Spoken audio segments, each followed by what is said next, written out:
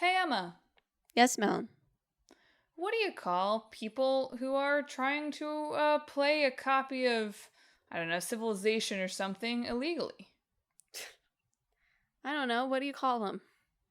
Sid Meier pirates. Oh, man.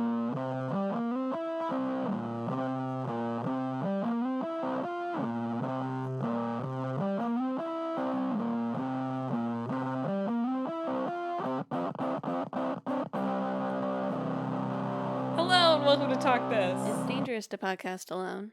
I'm your swashbuckling host, Madelyn. I'm your closing up shop host, Emma. And thanks for tuning in to this week's show.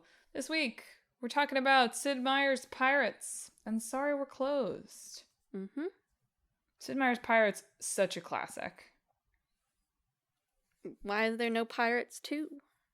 Where is Pirates 2? Where is Pirates for the Macintosh? Yeah, fair. The modern Macintosh. I know that they've released it for Mac before, but where is it for my MacBook Air? I don't know, Mel. The Steam is just for Windows. It sure is. Well, probably safe. You know? Yeah, it is probably better for me that I not have the little dancing mini game Yeah. back in my life.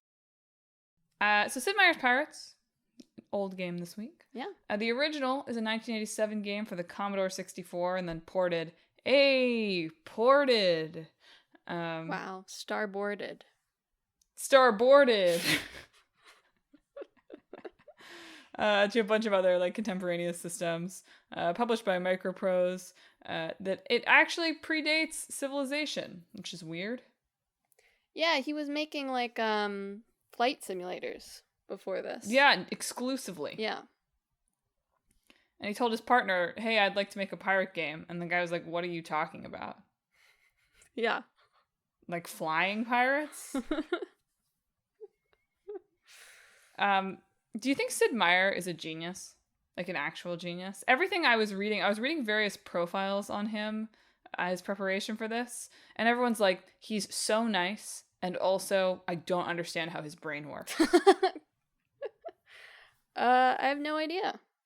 He does seem like a nice guy, though, as far as I know. So Yeah. Which is a relief. yeah. What a nightmare it would be Yeah. to like lose Civilization. Well, I guess they could just take the name off of it, but No, they can't. yeah. No, they can't. Isn't it crazy that he is like the only... Are there any other game developers who slap their name on things like this that you can think of? Kojima's like 2 games away, but... That would be funny. No, I don't think so. It wasn't his idea to, this is, I think, the first game they released that added his name to it. That's right. And it was, This story is disputed. Yes. Apparently, like, sort of, they talked about it and decided to put, Meier's name on the box so that their fans would know, like, it was from him, even though it wasn't a flight simulator, I guess. Also crazy, right? Yeah. Like, to be like, yes, they will recognize the name of the guy who was making this. But... Oh, Bennett Foddy. Bennett Foddy? Oh, yeah, Bennett Foddy. You're right. Yeah. He's managed to do it. Bennett and Sid. The only 2.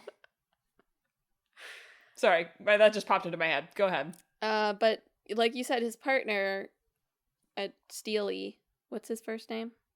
Do you know? Mr. Steely. Mr. Steely, said that it was actually Robin Williams who said that he should put his name on the title. You know what? He was freaking right. Which this Guardian article that I read called Robin Williams a keen gamer. He was into games. I know, I just like the phrase a keen gamer, you know? It's probably like how his Wikipedia page goes. Yeah. Actor, comedian, keen gamer. No, it does lend an era of majesty and legitimacy. Yeah. Much better than just pirates, I've got to say. Like Civilization could probably stand on its own. Sid Meier's Civilization is better. Yeah. But Pirates is much better as Sid Meier's Pirates. Yeah. Like that feels indisputable to me. Also just better for SEO. Yeah. So yes, so Sid Meier's Pirates. Yes, original came out in 1987. There was a Sid Meier, like Pirates Gold remake that came out in 1993, and then Emma and I have played the 2004 remake, which is developed by Firaxis. Sid and everybody left Microprose in some kind of merger unhappiness in the 90s. So yes, we played the 2004 one, and they've like since then released that on like phones and stuff. Although several things I read were like, I don't know, like the phone one's not as good. Mm-hmm. But you know what? If it was on Apple Arcade, the best deal in gaming. Best deal in gaming. I'd be all over that. I'd be all over that. Yeah, the original and the remake I was reading are pretty similar, other than the remake is in a new 3D engine. Which was apparently, I was watching an IGN. Did you watch the IGN? I did, yes. Yeah, so Sid was like, I didn't think that was a good idea. Yeah, he was like, that's a passing 3D's a fad. But watching that, it still looks pretty good. They were talking about it on the IGN video, this retro gaming commentary that they did. It looks better than Sorry We're Closed. Not in terms of style. I just mean in terms of like the graphical fidelity. Yeah. I mean, you can tell when you look at the characters that it's an old game, but like the ships just kind of look like they'd probably look if they did it now. Yeah. I think. So. Can we have a pirate era, like our oft-discussed ninja era of the 80s or whatever? Can we get all the execs to be like, what do the people want? Pirates. Oh, I feel like Pirates games are so cursed. Yeah? I mean, I guess Sea of Thieves is doing fine now. Sea of Thieves has recovered. It had such a rough launch, and then there was like the whole Skull and Bones fiasco. Yeah. And I feel like there's been a few other pirate games that are just like, this is bad. Nobody knows how to do ship combat very well. It's hard. And I kind of include Ryuga Gotoku in this. Yes, well, we've all heard that. Go back and listen to last week's episode. Emma knows how to do ship combat, like, just to be clear. Yeah, Emma knows. I'm the expert. If only I could code. If only you had Sid Meier's custom game engine that he uses for game prototypes. Yeah, exactly. Then I would... Not for the games. I'd revolutionize it. You could be Sid. You could be Emma Paquette's Pirates. The ships in Pirates do respond to wind. Yeah, he was really into that. Yeah. Apparently he sails. Or sailed as a child was the story I was hearing. And so thinks wind is very intuitive, even though apparently it's not. It's sort of what he's learned since then. He was like, oh, people were annoyed by this. Yeah. But the sails actually do respond to where you're heading into the wind, whether they're open or closed, as you would in a ship. So if I haven't actually said this yet, or if it hasn't become clear, Sid Meier's Pirates is a pirate sim. Well, sort of. You start as like a privateer, I guess. Sure, sorry. It's a person sailing a boat in the age of pirates. Yeah. Sim. So you're a, sailor guy, boat captain in the Caribbean. Fun fact, a word I cannot spell consistently. Same. Wrong number of R's, wrong number of B's. Yeah. I'm looking at it misspelled in my little notes document right now. I'm like, that almost doesn't look right. But it's, it's open world and like very deep, lot of systems going on. Very complex game for 1987 and then 1993 and then 2004. Yeah. The ballroom dancing minigame you alluded to added to the 2004 version. Yes. It's not in the the part of it original. that I remember the most, to be honest. Romancing the governor's daughters. The 2004 remake also adds a bit of like a framing story to it, where your protagonist has sort of sworn revenge on someone, where in the original title, it's just kind of like you pirate until you die, sort of. Yeah, so the kind of overall arc of the game here is, yes, you start out as like a young man pirate, and at the beginning of the game you choose what era I keep saying pirate, right? We're using pirate as a catch-all term for man in boat, beholden to no one but God. Right. Yes. Okay? And me, the player. Right. So at the beginning, you get to pick from like what era you want to start in, right? So like from 1560 all the way to 1680, which have, realish historical kind of underpinnings, right? If you play the 1561, it's all Spain all the time. If you play 1680, much more complicated political situation, right? So this game is educational, even though Sid is very careful to say it is not real. Yes. Now, they are definitely more romantic about the idea of pirates than pirates actually were. Yes, that's for sure. But then you also get to pick kind of like, what country are you kind of allied with to start you working for at the beginning. So Spain, the Netherlands, England, France. And yes, ultimately you can kind of like gain points with any or all of them. You can be a pirate, just like say screw all of them. Yeah. Lots of different options. There was sanctioned piracy back then. Okay, it's been a while since your history lessons. There's kind of sanctioned piracy now. Sure. Just, They're not really on boats anymore, I think. Not so much. Yeah. But you get to do all sorts of piratey things. You do sword fighting. You do ship fighting. You trade resources. You sail around and deal with wind. There's land battles that, at least in 2004, are kind of Civilization-esque. There's other famous pirates to kill. There's, in the 2004 one, governors' daughters to romance. And depending on how good you do, like there's crew members to recruit and ships to recruit and treasure to find. What do pirates do? That stuff. So the game doesn't have like a set endpoint exactly, but like you're a human being. Time advances. And believe it or not, it's hard to be an old pirate. So you get like worse at things over time. Fighting gets harder. And so like eventually you choose to retire, and then the game gives you kind of like a score and an outcome for yourself based on how good a pirate you were. Yeah. Or privateer. What I've learned from like a pirate Yakuza is 60, okay age to be a pirate. 65, that's freaking old. Yeah. Are you kidding me? There's a cliff. Yeah. There's a real fall off. Yeah. I assume it's similar in the original Sid Meier's Pirates. Yeah. But people loved pirates. Like all versions of pirates, people love pirates. IGN, look, it's not on the Wikipedia Greatest Games of All Time list. I don't think. It's not cited on its own page. I didn't go check. Maybe I should. But it should be. I might check. But it did, in 2005, make, I think it was 6th on IGN's Best Games of All Time. Which, Civilization was above it, Civ 3. Sid Meier cleaning up. He's cleaning up. 2 Mario games, too. Sid and Shigeru should really team up. Sid is kind of an icon on the level of Mario, if you think about it. Yeah. Do you feel like a Mario, like a Mushroom Kingdom Civilization game would absolutely eat? That should be their next Peach game. Yo! Peach's Civilization. Yeah. Yo! Okay, I'm here for that. But yes, it's super, super replayable because it's like some randomized elements every time. There's different things about the politics and the resources and that sort of thing. So it has some like very devoted fans. Yeah.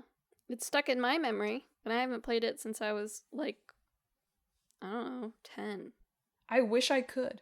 I would really like to play it. Please remake this game, Sid.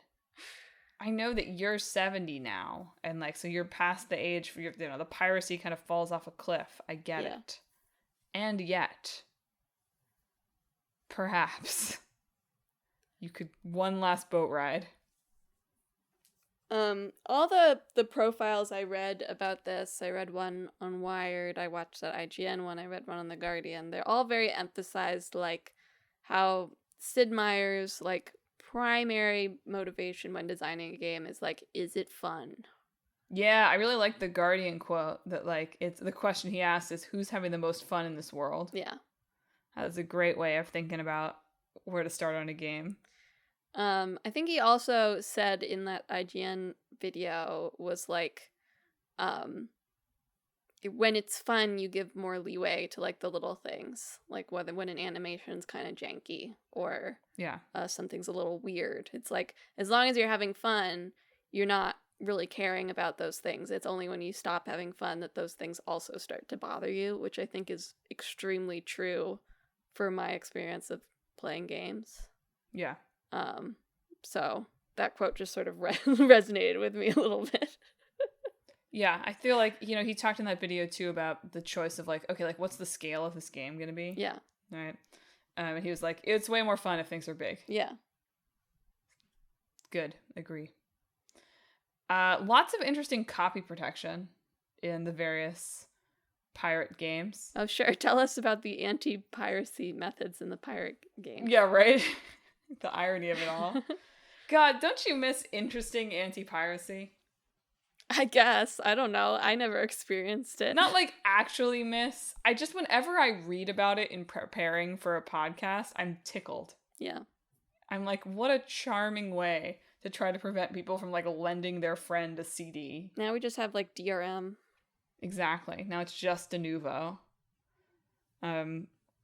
So basically in the original, well, there's like versions of this in both, but like basically it had some copy protection where like the game would ask you a question from the manual about the right time that like various treasure ships were arriving, like the Silver Star or something in the manual. It says arrives at a certain time. And so if you didn't have the manual because you'd acquired the disc, you know, not legally, and you know, if this is the 80s, right? So internet, right? You're not looking it up on GameFAQs, right? Then the game would become much more difficult.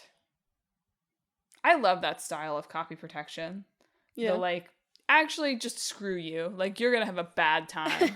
Copy protection. Not like you can't play the game. Like, actually, I'm gonna make sure you don't enjoy this. Yeah. But he talked in that IGN video, he was like, one of the answers to these questions was on a cloth map that we included with the game, so you couldn't photocopy it. Wow. Petty. Which I was like, Sid, I think you are a genius. But yeah, like in the 2004, what it'll do is, like there's an opening, like Emma said, there's this, like framing story about revenge that's put on it, and so there's an opening duel. Oh yeah, there's dueling in the game too. Yeah. Forgot to mention that. I remember the dueling being sometimes like you'd get into the rhythm and it'd be like, yeah, like you're crushing the dueling. Same with the dancing. Yeah. And sometimes you would just not. Yeah. But there's like an opening duel with the pirate guy who enslaved your family or whatever, put him in debtor's slavery. And like that fight would be really hard if you had messed up the questions. And I did see a few like reviewers online be like, I played this game when I was a kid and I had no idea those questions mattered. So I just kind of answered whatever. I don't remember, actually. So I don't either. I don't remember at all. But I assume we did it right. I'm sure that we didn't pirate pirates. Feel pretty confident about that. I think my most distinct memory is I had a playthrough of Pirates, and you'd probably do this differently if you made this again today, but all the governor's daughters that you can romance are like ranked by their attractiveness. Yes, which really corresponds to like boob size, yes, as I remember. Yeah. Yes. But anyway, I think I remember I was like role playing that there was like the homely one that was like my actual true love, right? But then I had to romance like this rich, beautiful one so I'd look cool in front of the boys. Right. Regardless, when you get far enough in the romance route, they all get kidnapped. And you right. have to go rescue them eventually. It's really difficult to be a governor's daughter. Yeah, it kind of is. Like, it's hard out there. You have to dance so much. You have to play that dancing minigame all the time. Yeah, you gotta twirl your little arm to tell me to twirl all the time. Yeah, this is up there for me for games that I realize it's already functionally had 2 remakes, but not in the past 20 years. Yeah. But Pirates is basically exactly what I want out of a certain type of video game. Yeah. Like, lots of things to do. Replayable, but not in like a, I've spent 30 hours on this and you want me to replay it way. Sure. You know, like, kind of silly. Yeah. really feels like a collection of kind of mini games in its own way. I don't know. I'm here for it. Yeah. Sid knows how to make a game that you want to keep playing. Yeah. It's so funny that there's like almost no one else who has names on games. It's really... Sid Meier actually feels like someone who, like, he is real, but it would be great if he wasn't. Like Mavis Beacon. Like Mavis Beacon! Why did we talk about that? Oh, educational games. Yeah, I think so. Yeah. Yes. I forgot. Of course, Mavis Beacon has her name on a game. Yeah, the real Mavis Beacon. The very real woman. Mavis Beacon. Can we get her and Sid and Bennett on a panel together, do you think? Yeah. So they can talk about what it's like to have namesake games. Yeah, I feel like Sid Meier was like attached to like a trailer for Civilization 7 during one of the Keeley shows when that was coming out, and I feel like there were a lot of people that were like, "Oh, there's a Sid Meier." Yeah. Helps that he's got no swag, too. Yeah. He really is just like a little old man. Good for All him. of his things are like, he's a religious man. Like, he runs the music program at his church with his wife. His wife, who also worked at Fire Access, by the way. So, you know. Gamer power couple. Probably she's the real brains behind it all. Well, I guess speaking of married couples making games. Yeah, speaking of game couples. Sorry, we're closed. So we're done. That's it. End of the show. We are closed. Yeah, we're done. Yep. Sorry, we're closed. This indie game came out in fall of this past year, 2024. It's one of those like PS1 survival horror games that everyone is making right now. Yeah. What is happening to us? But this one's colorful and gay. True. Look, not saying it's exactly the same or anything. Definitely not saying that. But like, why? We've done so many of these on the show. For what it's worth, when they talk about their inspirations, there is the Resident Evil, of course, but it seems like Zelda was actually sort of the main. Sure. With the dungeons. Yeah. I get it. Yeah. But it doesn't look like Zelda. Sure. We're just going through such an era of it's gonna be PS1 and like look kind of crappy, and it's gonna have Resident Evil combat. Yeah. This game is really stylish. I've multiple times on this show been like, "Oh, it looks bad," but like it looks bad like a PlayStation 1 game looks bad. Like they're doing cool things with that aesthetic. Yeah. It's just funny that I don't know. I feel like we've moved out of the pixel era, like the 8-bit era, and we're now in the I want an ugly 3D model era. Yeah. Exactly. Listen, Michelle is rocking her ugly 3D model, okay? I would like her coat. Look, I get it. I'm not here to complain. I just think it's a funny trend. I'd like someone to unpack it for me in a YouTube deep dive or something. Yeah. Probably those exist. But it's from company a la Mode Games, which is just a 2-person studio. Yeah. And publishers Akupara Games. It came out for like Steam in the fall. It just came out on Switch and maybe other things too pretty recently, like last month. It's a like freaky little gay little demon hunty thing. So you play as Michelle, shopkeeper, hence sorry we're closed. Yep. Who has just gotten broken up with by her girlfriend. She's really upset about it. Her job kind of sucks. Like things are looking like she lives in this grimy PS1 world. Sure. Which that's bad enough. Wouldn't we all be kind of depressed if we lived in grimy PS1 world? Don't we? Yeah, I guess that's true. People hunger for it, too. So maybe we wouldn't be. Anyway, it's bedtime. Time for some cozy little dreams. Uh-oh. It's a gay demon. It's the sleep paralysis demon here to curse you. Yes, it's the Duchess. Who says, hey, you, I want love. I want love so bad. And you're going to love me. And here's the third eye. And if you don't love me in 3 days, then you are dead. Yeah. Which we've all been there, I think.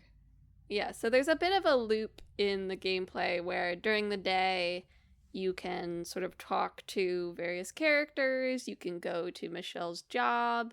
This isn't like, you know, you don't go to the job and like there's like a mini game there. It's just like you're in the waking world. And then in the evenings, you go into sort of a liminal space where there's a bunch of demons and you're trying to find a way out of this curse that the Duchess has put on Michelle. Where she has to, like you said, has to fall in love with the Duchess in 3 days or she dies. So a lot of reviews compared this. It's not really a perfect comparison. It's like, oh, it's kind of Persona-like, but with like Resident Evil or Silent Hill mechanics. Yeah, I think not a. I feel like they take Persona and just mean like there's relationship building. Yes. Well, I sort of see I mean, this is a little silly, but like the cycle between like there's time where you run around and talk to people, sure. and there's time where you're in a dungeon. Yeah. Like that's Persona also. There's a lot of games. Hey, I know. Yeah. Just remember though, Persona really influential, invented Tokyo. Right, of course. So, I think this takes place in London. It does. So, Persona, as far as I know, not the inventor of London. Right, but, you know, London really inspired by Tokyo. Sure. And you get down to it. So the gameplay in this is a little bit quirky, in that generally you're moving around in third person with somewhat fixed camera angles in sort of that Resident Evil kind of style.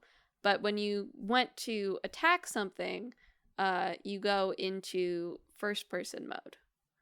And you can also make use of, like you said, your new third eye, which lights up like a small circle around Michelle that can be used either to like solve environmental puzzles, or when a demon is in your third eye range, you can see hearts in it. And if you attack those hearts within it, you will do way more damage than you would do. I played the demo for this at Steam Next Fest, and I really wanted to like it, but unfortunately, first-person aiming just is not something that I can do. We really missed the window. I did not learn, and it's very hard on a controller, was my experience with it. Which is unfortunate because it really seemed very cool. Otherwise, I wish I could have managed to get on board with it. Yeah, despite my negging throughout this whole episode, it has a very cool, like, grimy and then neon aesthetic. The character design is really cool. There was sort of an Akupara blog interview with one of the devs, the artist, who like talked a lot about the kind of like, it was interesting to hear like, oh, like what is the feeling behind what was trying to be captured here, right? So C. Bedford, who is, you know, very inspired by music or outfits they want to wear or that they own, which I was like, I like the outfits I want to wear. It's like nice, good, love that. But they talked about like the visuals trying to feel like, quote, capturing the feeling we get when we pour our hearts out to our friends or lovers in the most inconvenient places, at a loud party in the middle of the night at a corner store while playing video games together, and that all the direction points towards the anxiety you get when you're working through something in your relationships, but also trying to not look bad while doing it. Which makes sense with these like very kind of like stylish characters in this grimy world doing grimy things. Yeah, it is. It does feel like the story is very fundamentally like tapping into like the horror of a relationship. Yes, the mortifying ordeal of being known. Yes, exactly. Both Michelle dealing with that, with both her feelings for her ex and the Duchess as well, and also almost all of the side characters that you can interact with are going through their own sort of romantic troubles or entanglements that Michelle... Gerbil related in some cases. Yeah, that Michelle can either like help them with or encourage them to break off, essentially. I do have to shout out one like think piece article that read very like, man has played one video game. Sure, okay. The gamer was like, this game is like Hades. Because there's an underworld? Well, you can talk to the demon because you can talk to the demons? I think it's the, like, romancy element of it. Okay. It did sort of feel like, yeah, man has played one game with, like, same-sex romantic partners and demons. Hades, invention of gay people. They didn't exist before Hades. No. Like, sexy gay people. Okay, yeah. Anyway, I was like, this is an interesting take. The article was very much like, gameplay, if you're looking for Hades gameplay, not for you. Right, yes, I was like, not, okay, yeah. then, like, it's a game, though. Like, it's a game. The reviews didn't seem to love the combat. I saw a lot of stuff that was like, it's clunky, and, like, maybe not, like, obviously some of the point is that it's clunky because it's imitating an older style, but, like, maybe not in the way that you want. Yeah, I find the idea of the combat very, like, narratively interesting, and, like, I can see how it fits in with the themes, right? Like, you have to choose whether you're fighting or flying, right? Yeah. Fighting or flighting? Yes, but I'm with you. Okay.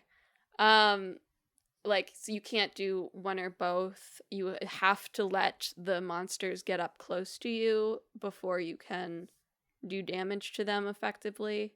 Right. Right. Thematically, very nice. You can see the sort of thematic, the metaphor level there. And also Michelle being just somewhat defenseless is pretty key, one, to the genre, and also just kind of to the horror of it. I watched a Game Assist video that was talking about, like, existing on the London Underground and just sort of generally in reality always finding that a little scary.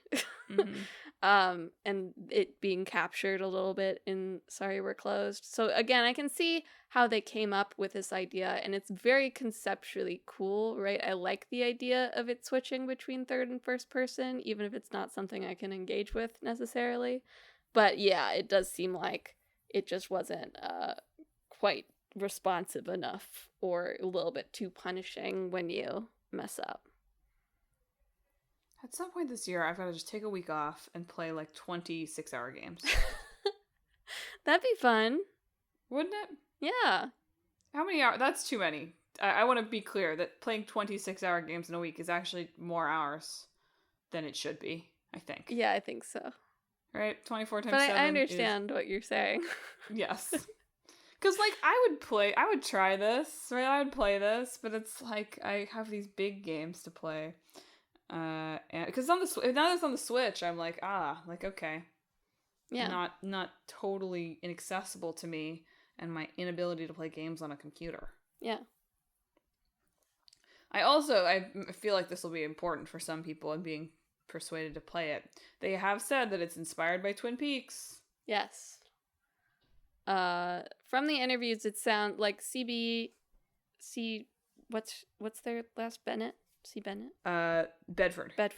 C. Bedford did, like, the art and most of the writing and stuff, and then Tom, the husband, did, like, mostly, like, coding and the programming and a little bit.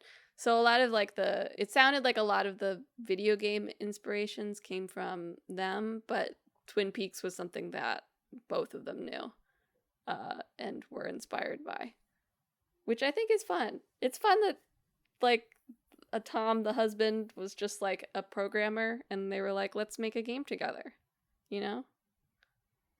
And it does sort of seem like they talked in at least one interview, like, oh, we were just going to make, like, an hour-long thing, and then we posted something online, and we got some publisher interest, right? So it does sort of seem like it turned into a little more than was expected. Yeah.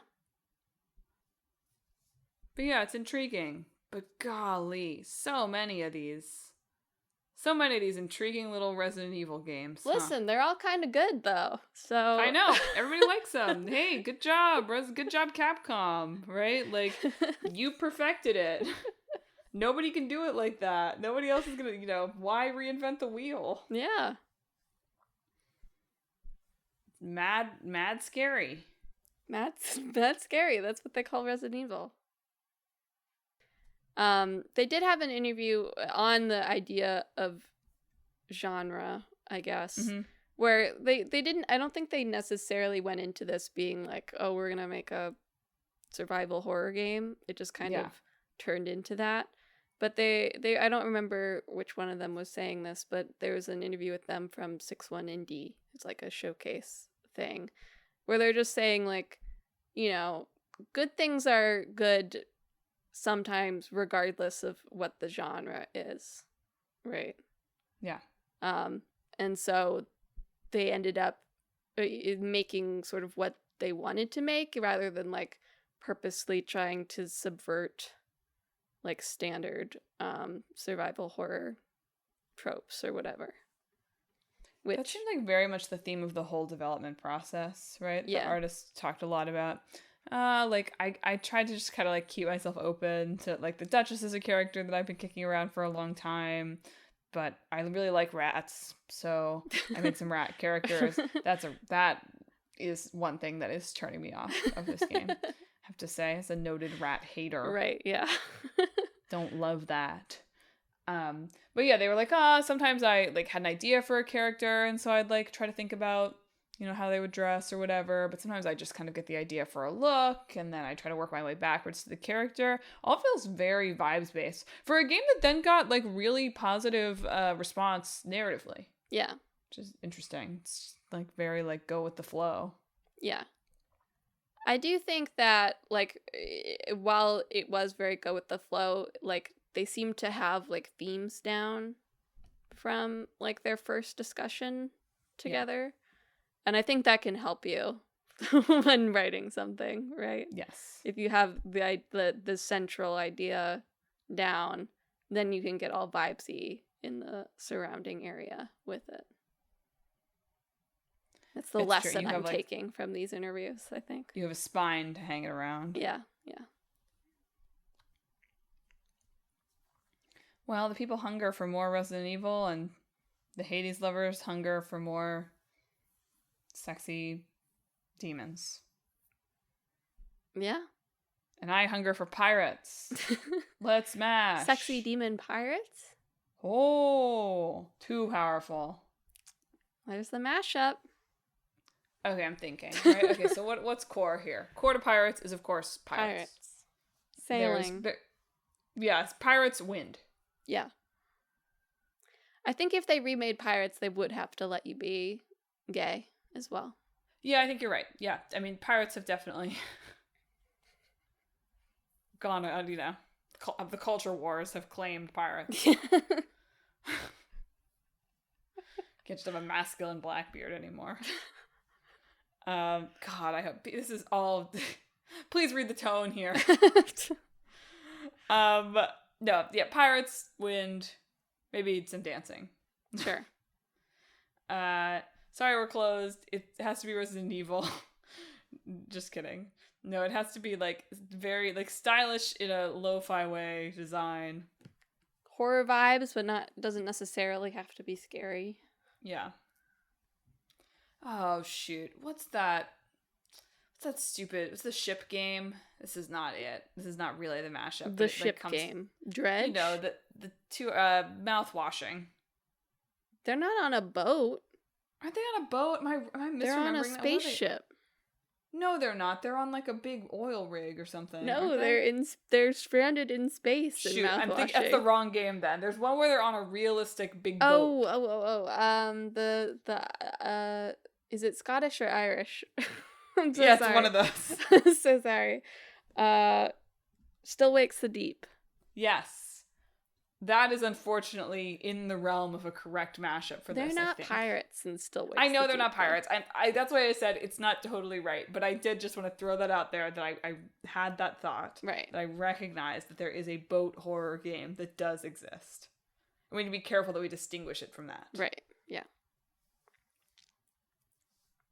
Also, there's also Dredge. Yeah, but right, like the ship based of it all. Yeah. Shoot. And the Eldritch Why do Horrors. People like boats? Why can't we get pirates? Why are we in just the boat era? Boat horror. Why are we afraid of... So, did the Suez Canal being blocked really put the fear of God in everyone? Does Dave the Diver count as a pirate game? Dave the Diver is a little indie. You're right. Yeah, Nobody just a knows little what indie that game. is. Yeah. No, like, I don't know, maybe Pirates of the Caribbean is like a ruined this forever, but like ghost pirates are like a thing, right? That's Ghost true. ships. Hang on. Does scurvy cause hallucinations? Yes. Okay. Scurvy, a presenting sign of psychosis, NIH. The neuropsychiatric effects of vitamin C deficiency. So is the central question of this game, like, are we haunted or is it scurvy? Yes. Okay. And so you are constantly attempting to find one single orange. Okay. I feel like you could do something where, like, you're on, like, a pirate crew. This is probably similar to some other games, but it's pirates, so it's different. It doesn't matter. Okay. You're on, like, a pirate crew, and you're, like, you know, sailing to some rumored place, like at the beginning of Shogun. Sure. But you don't really know, you don't really know where you're going or if it's real, right? Or whatever. Or if you're, I don't know, you're colonizers, so maybe you deserve it too, right? Yeah, nice. Let's add some moral black and white to it. Agreed. Continue. But you're off to seek your fortune in other waters, right? You've grown bored of your piracy, so you and your crew set off, and you sail into the fog, and supernatural things start happening on your ship, and everybody has to sort of be managed to, keep them from descending into the horrors. Okay, yeah, you have to decide who to feed the limited supply of lemons to. Yeah. I don't know. It's missing something, but do you see what I'm getting at here? Help me. This might help me figure out what it's missing. What is the gameplay of this game? Because for what it's worth, Sorry We're Closed feels like and several reviews pointed this out. It's like, this feels like it's going to be a visual novel, and it's not. Like, both of these games are pretty gamey. Maybe you shift between, like, sailing and, like, walking around and checking on your crew. Okay. Depending on whether you're steering the ship or someone else is steering the ship. Here's the big question for you, Emma, though. What's the sailing mechanics like? Little picky Emma over here making her little sailing games like, oh, I think the major mechanic should be sailing. I hate that, though. I do think it's a little bit different in this, because I do feel like it's key that you're not, like, finding things, right? Or if you are, they're kind of unsettling. At what point, like, how do the demons factor in? That's what I mean, right? You're in a haunted space as you're sailing through these waters. How does it end? Probably you all die. Nice. What's the theme of that? What have I taken away? Stop. Killing people. Cool. Nice. Theme. It's like Obra Dinn, but you're all killed by ghosts. And it's before you're the detective part of it. Nice. Yes, it's just the prequel to Obra Dinn. Yeah. Honestly, that's not a bad... It's like playing through Obra Dinn, but Resident Evil. Sure. I don't think it would be very Resident Evil-like, for what it's worth. But we're sort of replacing that with sailing. Well, you could do a version, though, that's like, canon combat, kind of. But, I guess... Yeah. I know you don't want that. I just don't want there to be other ships that you meet, Oh, I'm not talking about other ships. I'm like, I can shoot cannons at the Eldritch Horrors. Okay, sure. Like you're doing in Sorry We're Closed. Yeah. But okay, spooky pirate game. It's not the pirate game I want. Yeah, but it's not really the a pirate romantic. Craze is coming, so we gotta, keep the people eating good. It'd definitely be a more, like, realistic pirate sort of take. Realistic in quotes versus romantic. Sure, yes. Romantic with a capital R? Oh, that was clear. Yeah. To me, anyway. Okay. But it could be romantic. I mean, that's part of both of these games, too. True. You can romance your crew. I don't know how that fits in with the theming, but that's okay. We can figure it out. It's fine. We have to have it. Sure. The people require it. People require it. The fan art needs it. No, it'd be great to be tragic, right? Like, as your hallucinations progress, right? Tears the relationship apart. Sure. Dig it. Okay. There's something solid there. I don't know if it's got the, crossover appeal of a stylish PS1 looking Resident Evil clone. No, I don't think so. But there's probably an audience.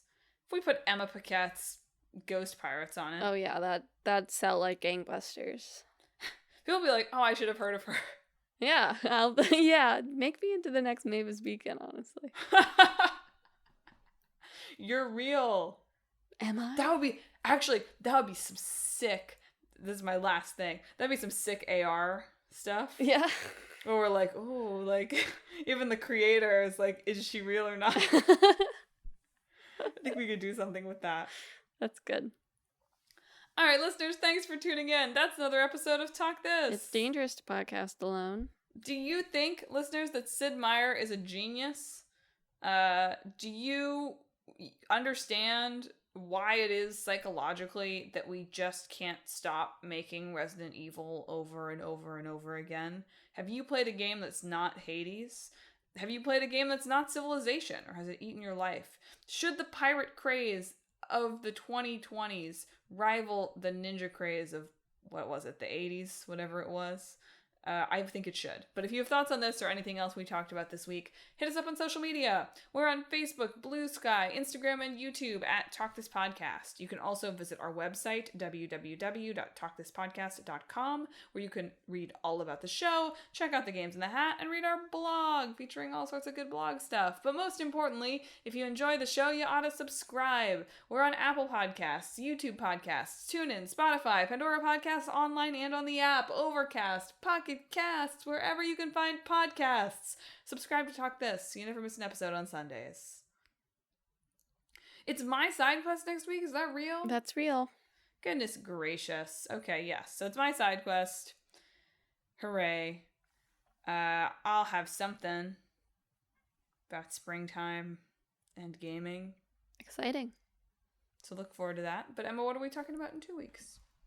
In 2 weeks, for our old game, we'll be talking about Middle-earth: Shadow of Mordor. Sure. R.I.P. Monolith. R.I.P. And for our new game, we'll be talking about Blueprints. So look forward to that. That's it for this week's show. Thanks for listening. Emma, give us a good sign-off. Gotta be as good as my opening joke. Oh, good. Oh, wow. High bar. This week, I hope that your shop is super open all the time.